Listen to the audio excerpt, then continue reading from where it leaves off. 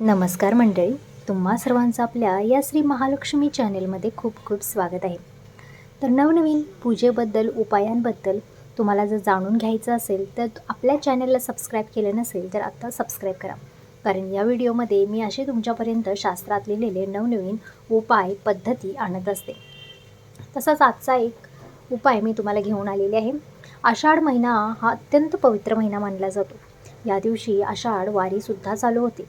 विठ्ठलाकडे लोक साकडं घालत असतात. विठ्ठलाची पायी पायी दिंडी निघालेली असते आणि त्यामध्ये विठ्ठल हा प्रत्येकाच्या डोक्यावरती आपला आशीर्वादाचा हात ठेवत असतो. त्याचप्रमाणे असे काही खास उपाय आपल्याला घरी बसून करायचे आहेत. जर तुम्हाला विठ्ठलापर्यंत दिंडीपर्यंत पोचता आलं नाही किंवा तिथपर्यंत जाण्याची तुमची ताकद नाही आहे, तर तुम्हाला घरीच हा उपाय तुम्हाला करायचा आहे. तुम्हाला विठ्ठलासाठी एक दिवा लावायचा आहे. पण तो दिवा कसा लावायचा, कधी लावायचा याबद्दलची सविस्तर माहिती मी आज व्हिडिओतून तुम्हाला देत आहे. तर मित्रांनो, विठ्ठल ज्याच्यावरती सुद्धा आपला हात ठेवत असतो ना, पांडुरंग, त्याला त्याच्या जीवनात कधीच कुठलं दुःख, संकट हे येत नाही. आणि जो कोणी परमभक्त असतो ना, त्यासाठी पांडुरंग स्वतः उभा राहत असतो. पण कधीकधी काय होतं की आपल्याला तिथपर्यंत पोचता येत नाही किंवा आपली खूप इच्छा असूनसुद्धा घरात काही कार्य असल्यामुळे आपल्याला जाता येत नाही. तर मित्रांनो, माता लक्ष्मीला प्रसन्न करणारा म्हणजेच विठ्ठल रुक्माईला प्रसन्न करणारा असा एक दिवा तुम्हाला तुमच्या घरामध्येच लावायचा आहे. तुम्ही हा दिवा जेव्हा पालखी सुरू होते त्या दिवशी कधीही लावू शकता. गुरुवारी, शुक्रवारी, मंगळवारी हा दिवा लावणं खूप शुभ मानलं जातं. त्याचबरोबर ज्या दिवशी आषाढी एकादशी आहे त्या दिवशी तुम्हाला असा दिवा तुमच्या घरामध्ये लावायचा आहे. तर मित्रांनो, हा दिवा पंढरपूरच्या विठ्ठल रुक्माईसाठी आपल्याला लावायचा आहे. अत्यंत साधी सोपी पद्धत आहे. तुम्हाला काय करायचं आहे, आषाढी एकादशीच्या रात्री किंवा गुरुवारी, शुक्रवारी आषाढी एकादशीच्या आधी तुम्हाला असा दिवा तुमच्या मंदिरामध्ये तुम्हाला लावायचा आहे. जो तुम्ही नित्याचा दिवा लावता तो तर दिवा तुम्हाला लावायचाच आहे. त्या व्यतिरिक्त असा एक दिवा तुम्हाला विठ्ठल रुक्माईसाठी तुम्हाला आषाढी एकादशीच्या दिवशी तुम्हाला लावायचा आहे.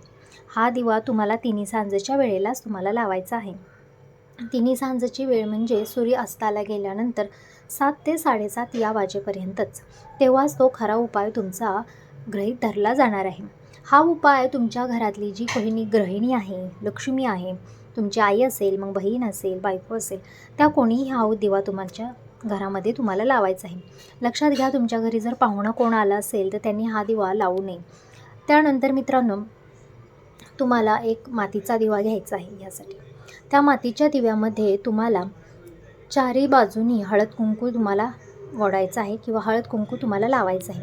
अशा दिव्याच्या खाली तुम्हाला थोडेसे गहू ठेवायचे आहेत. गहू हे आपण का ठेवायचे, कारण गहू म्हणजे अन्नपूर्णा मातेचा आशीर्वाद असतो, रुक्माईचा आशीर्वाद असतो.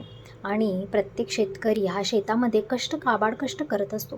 त्याच्या पाठीशी विठ्ठल रुक्माई अत्यंतच आदराने आणि त्याच्या तत्परतेने उभं राहत असतात. त्याच्या डोक्यावरती आपला हात ठेवत असतात. आणि गव्हामध्ये सुद्धा संपत्ती, परिपक्वता हे पूर्ण करण्याचं सामर्थ्य असतं.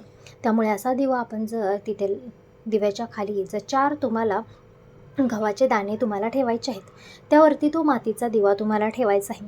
आणि पांडुरंगासाठी तुम्हाला तूप त्यामध्ये घालायचं आहे. त्यामध्ये तुम्हाला एक वेलची, चिमूटभर हळद आणि एक लवंग तुम्हाला टाकायचं आहे.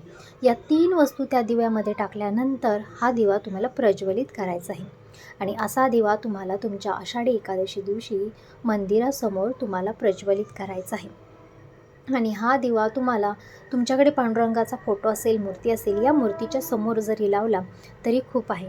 त्यामुळे मित्रांनो, हा उपाय करून तुम्ही पांडुरंगापर्यंत पोहोचलेल्याचं समाधान मिळवू शकता. पांडुरंगासाठी तुम्ही एक असा उपाय तुम्ही नक्की करू शकता. त्यांचा आशीर्वाद तुम्हाला नक्की प्राप्त होऊ शकतो. आणि असेच नवनवीन उपाय जे आहेत ते आमच्या चॅनेलवरती येत राहत असतात. तर मित्रांनो, आपल्या चॅनेलला सबस्क्राईब करा. व्हिडिओ आवडला असेल तर एक लाईक नक्की करा. धन्यवाद.